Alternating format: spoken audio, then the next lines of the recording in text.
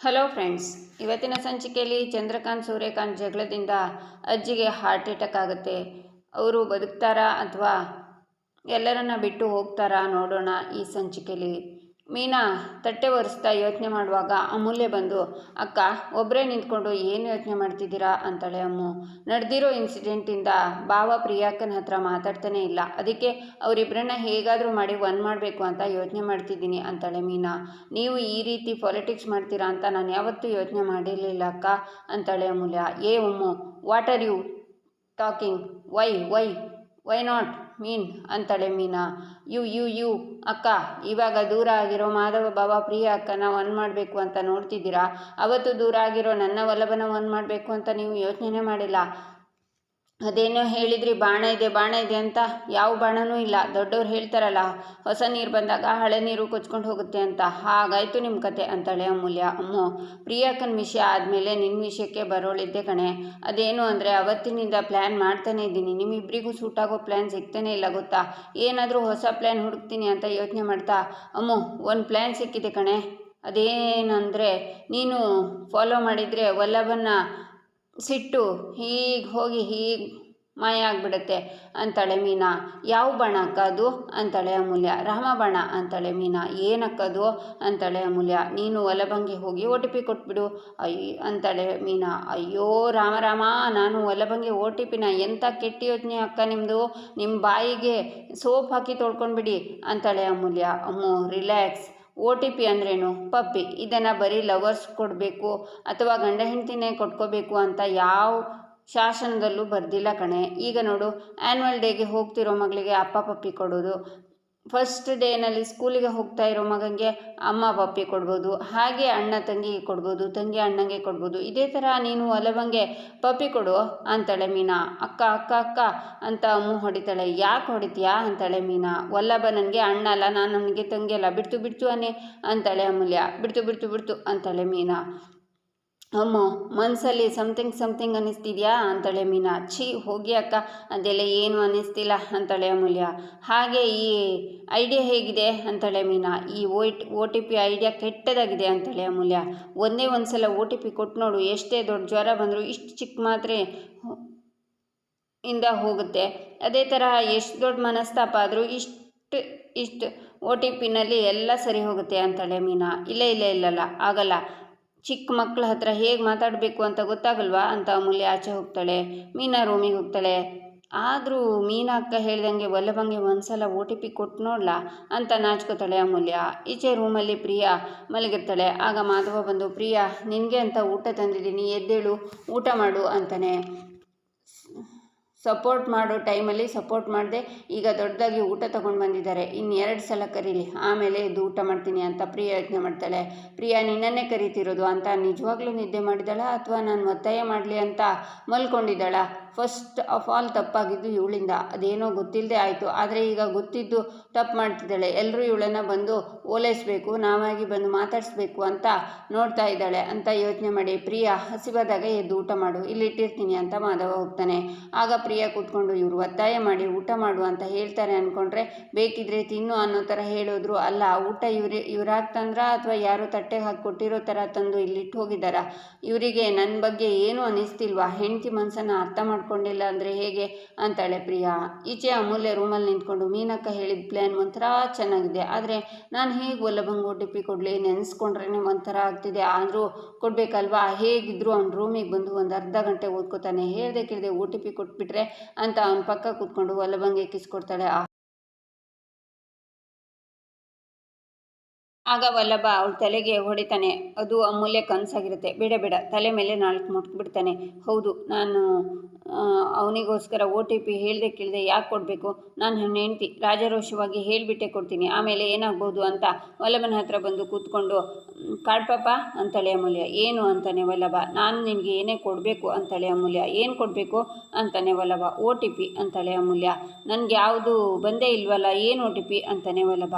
ಇದು ಅದಲ್ಲ ಕಣೋ, ನಾನು ನಿನಗೆ ಕೊಡಬೇಕಾಗಿರೋದು ಅಂತಾಳೆ ಅಮೂಲ್ಯ. ಅದು ಏನು ಬೋಗಳು ಅಂತಾನೆ ವಲ್ಲಭ.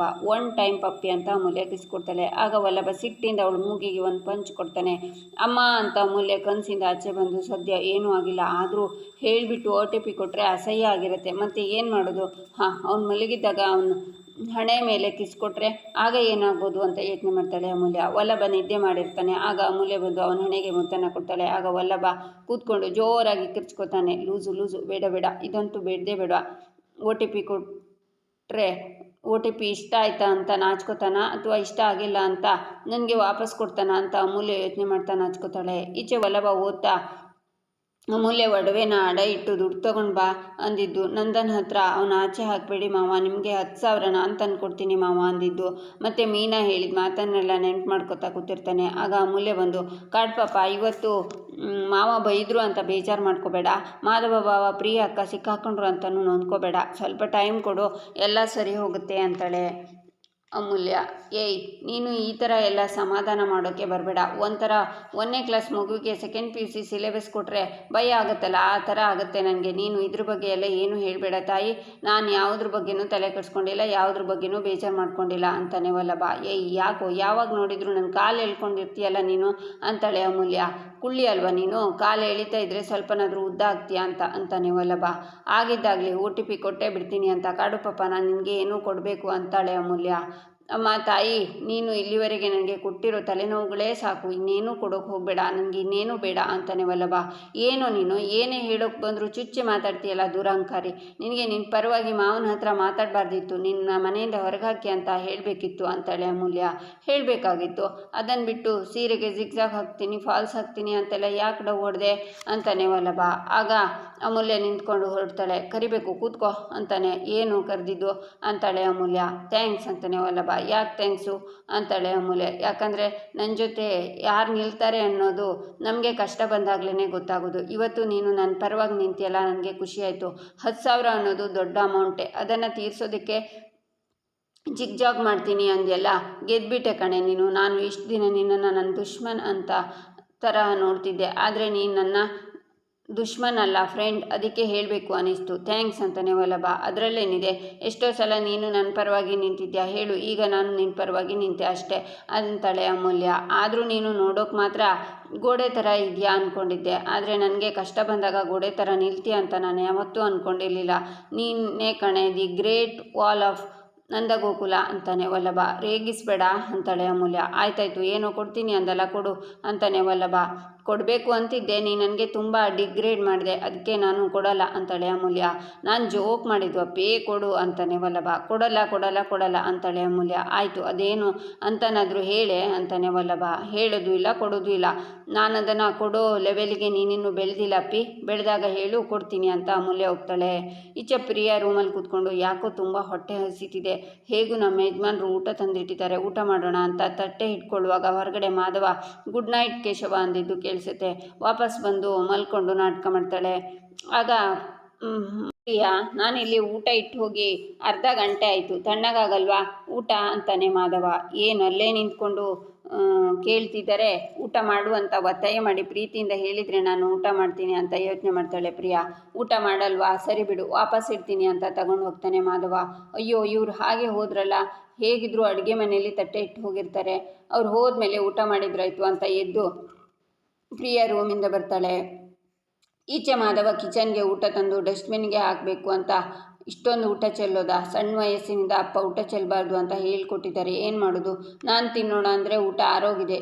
ಸರಿ, ತಿಂದ್ಬಿಡ್ತೀನಿ, ಆಮೇಲೆ 2 ರೌಂಡು ವಾಕಿಂಗ್ ಮಾಡಿದ್ರಾಯ್ತು ಅಂತ ಮಾಧವ ತಿಂತಾನೆ. ಆಗ ಪ್ರಿಯಾ ಬಂದು ಅದನ್ನು ನೋಡಿ ವಾಪಸ್ ಬೇಜಾರಿಂದ ಹೋಗ್ತಾಳೆ. ಈಚೆ ಚಂದ್ರಕಾಂತ್ ಫೋನಲ್ಲಿ, ಏನು ರೀ ಹೀಗೆ ಹೇಳ್ತಿದ್ದೀರಾ, ಫೋಟೋ ಎಲ್ಲ ನೋಡಿ ಓಕೆ ಆದಮೇಲೆ ಹೀಗೆ ಹೇಳಿದರೆ ಹೇಗೆ ಅಂತಾನೆ. ಯಾಕ್ರಿ, ಯಾಕೆ ಹೀಗೆ ಕೂಗಾಡ್ತಿದ್ದೀರಾ ಅಂತಾಳೆ ಇಂದಿರಾ. ರೀ, ಅದಕ್ಕೂ ಇದಕ್ಕೂ ಏನು ರೀ ಸಂಬಂಧ? ಹೌದಾ, ಸರಿ, ಹಾಗಿದ್ರೆ ನಾನು ಹೇಳ್ತಿದ್ದೀನಿ ಕೇಳಿಸ್ಕೊಳ್ಳಿ. ನೀವೇ ಈ ಸಂಬಂಧ ಬೇಕು ಅಂತ ಹೇಳಿದ್ರು ನಾನು ಈ ಸಂಬಂಧನ ಮುಂದುವರಿಸಲ್ಲ, ಇಡೀ ಫೋನು ಅಂತ ಕಾಲ್ ಕಟ್ ಮಾಡ್ತಾರೆ ಚಂದ್ರಕಾಂತ್. ಚಂದ್ರು, ಏನಾಯಿತು ಅಂತಾರೆ ಸೂರ್ಯಕಾಂತ್. ಇನ್ನೂ ಏನಾಗಬೇಕಣ್ಣ, ನಮ್ಮ ಮನೆಗೆ ಒಂದು ದರಿದ್ರ ಒಕ್ಕರ್ಸ್ಕೊಂಡು ಬಿಟ್ಟಿದೆ, ಅದಕ್ಕೆ ನಾವು ಅಂದ್ಕೊಂಡಿದ್ದು ಏನೂ ಆಗ್ತಿಲ್ಲ. ಆ ಅಮೂಲ್ಯ ಮಾಡಿದ ಕೆಲಸದಿಂದ ನಮ್ಮ ಮನೆಗೆ ಹೆಣ್ಣು ಕೊಡೋದಕ್ಕೆ ಯಾರೂ ಒಪ್ಕೊಳ್ತಿಲ್ಲ. ನಿನ್ನೆ ಚೆನ್ನಾಗಿ ಮಾತಾಡಿದ್ದವರು ಇವತ್ತು ಫೋನ್ ಮಾಡಿ ನಿಮ್ಮ ಮನೆ ಮಗಳು ಓಡೋಗಿದ್ದಾಳಂತೆ, ಅದಕ್ಕೆ ನಾವು ಹೆಣ್ಣು ಕೊಡೋಲ್ಲ ಅಂತಿದ್ದಾರೆ. ನೋಡೋಣ ಎಂಥ ಹಣೆ ಬರ ನಮ್ಮದು ಅಂತ. ನಮ್ಮ ಹತ್ರ ಹಣ ಇದೆ, ಆಸ್ತಿ ಇದೆ, ಹೆಸರಿದೆ, ದುಡ್ಡಿದೆ, ಎಲ್ಲ ಇದೆ, ಆದರೆ ನಮ್ಮ ಮನೆಗೆ ಹೆಣ್ಣು ಕೊಡೋದಕ್ಕೆ ಯಾರೂ ರೆಡಿ ಇಲ್ಲ. ನಾವೇ ವಧುದಕ್ಷಿಣೆ ಕೊಡ್ತೀನಿ ಅಂದರು ನಮ್ಮ ಮನೆಗೆ ಯಾರೂ ಹೆಣ್ಣು ಕೊಡ್ತಿಲ್ಲ. ನನಗೆ ಅನಿಸುತ್ತೆ. ಹೀಗೆ ಆದರೆ ನನ್ನ ಮಗ ಬ್ರಹ್ಮಚಾರಿಯಾಗೇ ಇದ್ಬಿಡ್ತಾನೆ ಅಂತ ಅಂತಾರೆ ಚಂದ್ರಕಾಂತ್. ಯಾಕ್ರಿ ಹೀಗೆ ಅಪಶಕುನ ಮಾತಾಡ್ತಿದ್ದೀರಾ? ಈಗಾಗಲೇ ಎಲ್ಲರೂ ನನ್ನ ಮಗನಿಗೆ ತುಂಬ ನೋವು ಕೊಡ್ತಾ ಇದ್ದೀರಾ, ಅಂಥದ್ರಲ್ಲಿ ನೀವು ಅವನಿಗೆ ಹೀಗೆ ಮಾಡಿ ಚುಚ್ಚುತ್ತಿದ್ದೀರಲ್ಲ ಅಂತಾಳೆ ಇಂದಿರಾ. ಚಂದ್ರು, ನಾನು ಹೇಳ್ತಿದ್ದೀನಲ್ಲ, ಶ್ರೀಕಂಠು ಮದುವೆ ಜವಾಬ್ದಾರಿ ನಂದು ಅಂತ. ಮತ್ತೆ ಯಾಕೆ ಅವಸರ ಪಡ್ತಿದ್ಯಾ ನೀನು? ಚಂದ್ರು, ನನಗೆ ಒಂದು ಮಾತು ಹೇಳು. ಶ್ರೀಕಂಠಂಗೆ ಹುಡುಗಿ ನೋಡೋಕ್ಕೆ ಶುರುವಾದಾಗಿಂದ ಎಷ್ಟು ಸಂಬಂಧ ನೋಡಿದ್ದೀವಿ ಹೇಳು ಅಂತಾರೆ ಸೂರ್ಯಕಾಂತ್. 4 ಸಂಬಂಧ ನೋಡಿದ್ದೀವಣ್ಣ ಅಂತಾರೆ ಚಂದ್ರಕಾಂತ್. ಎಷ್ಟೋ ಜನಕ್ಕೆ 25 ಸಂಬಂಧ ನೋಡಿದ್ರು ಒಂದು ಸಂಬಂಧ ಆಗಲ್ಲ ಚಂದ್ರು, ವರ್ಷಗಟ್ಟಲೆ ಆಗತ್ತೆ ಗೊತ್ತಾ ಚಂದ್ರು. ಅಂಥದ್ರಲ್ಲಿ ಶ್ರೀಕಂಠಂಗೆ ನಾವು ನೋಡಿರೋದು ಬರೀ 4 ಸಂಬಂಧ. ನೀನೇನು ಕಾಲನೇ ಮೀರೋಯ್ತು ಅನ್ನೋ ಹಾಗೆ ಮಾತಾಡ್ತಿದ್ಯಲ್ಲ. ಹೋದರೆ ಹೋಗಲಿ ಬಿಡು, ನಮ್ಮ ಆಸ್ತಿ ಅಂತಸ್ತಿಗೆ ತಕ್ಕನದನ್ನು ನೋಡಿದ್ರಾಯ್ತು ಬಿಡು. ನಾನು ಇದೀನಲ್ಲ ಚಂದ್ರು, ನೀನು ಯಾಕೆ ಟೆನ್ಷನ್ ಮಾಡ್ಕೋತೀಯಾ ಅಂತಾರೆ ಸೂರ್ಯಕಾಂತ್. ಬಾಯಿ ಮಾತಿಗೆ ನೀನು ಹೇಳ್ತೀಯ ಅಣ್ಣ, ಶ್ರೀಕಂಠಂಗೆ ಹೆಣ್ಣು ನಾನು ನೋಡ್ತೀನಿ, ಶ್ರೀಕಂಠನ ಮದುವೆ ನಾನು ಮಾಡ್ತೀನಿ ಅಂತ. ಆದರೆ ನೀನೇನು ಮಾಡೋದಿಲ್ಲ ಅಣ್ಣ. ಒಂದನ್ನು ಸ್ಪಷ್ಟವಾಗಿ ಹೇಳ್ತೀನಿ, ಕೇಳಿಸ್ಕೊಂಡ್ಬಿಡು. ಈಗಾಗಲೇ ನಿನ್ನ ಮಗಳು ಕೊಟ್ಟಿರೋ ನೋವಿನ ಭಾರ ನಿನ್ನ ಮನಸ್ಸಲ್ಲಿ ತುಂಬಿಕೊಂಡು ಒದ್ದಾಡ್ತಿದ್ಯಾ. ಅಂಥದ್ರಲ್ಲಿ ನನ್ನ ಮಗನ ಮದುವೆ ಭಾರ ಬೇರೆ ಹೊತ್ಕೋತೀಯ ನೀನು. ಒಂದು ಆ ಭಾರನ ಇಳಿಸು, ಇಲ್ಲ ಸುಮ್ಮನೆ ಇದ್ಬಿಡು. ನನ್ನ ಮಗನ ಮದುವೆನ ಹೇಗೆ ಮಾಡಬೇಕು ಅಂತ ನನಗೆ ಚೆನ್ನಾಗಿ ಗೊತ್ತು. ನೀನು ನಿನ್ನ ಮಗಳನ್ನ ನೆನೆಸ್ಕೊಂಡು ಅಳ್ತಾ ಕೂತಿರು, ನೀನು ಅಳ್ತಿದ್ಯಲ್ಲ ಆ ಥರ ಅಂತಾರೆ ಚಂದ್ರಕಾಂತ್. ಆಗ ಸೂರ್ಯಕಾಂತ್, ಸುಮ್ಮನಿರು ಚಂದ್ರಕಾಂತ್ ಅಂತ ಕೂಗ್ತಾರೆ. ಈಚೆ ಹೊರಗಡೆ ಕೂತ್ಕೊಂಡು ಓದ್ತಾ ಇದ್ದಿದ್ದ ಅಮೂಲ್ಯಂಗೆ ಅದು ಕೇಳಿಸುತ್ತೆ. ತನ್ನ ಮನೆ ಕಡೆನೇ ನೋಡ್ತಾಳೆ. ಈಚೆ ಸೂರ್ಯಕಾಂತ್, ಏನಕ್ಕೆ ಮತ್ತೆ ಮತ್ತೆ ಅಮೂಲ್ಯ ವಿಷಯನ ತೆಗಿತಾ ಇದೆಯಾ? ಹೌದು, ಅವಳನ್ನು ನೋಡಿ ಕಣ್ಣೀರಾಗ್ದೆ. ಯಾಕೆ ಹೇಳು, ಅವಳಪ್ಪ ನಾನು 20 ವರ್ಷಗಳಿಂದ ಬೆಳೆಸಿದ ಮಗಳು, ಹಾಗೆಲ್ಲ ಮರೆಯೋಕ್ಕಾಗಲ್ಲ ಚಂದ್ರು.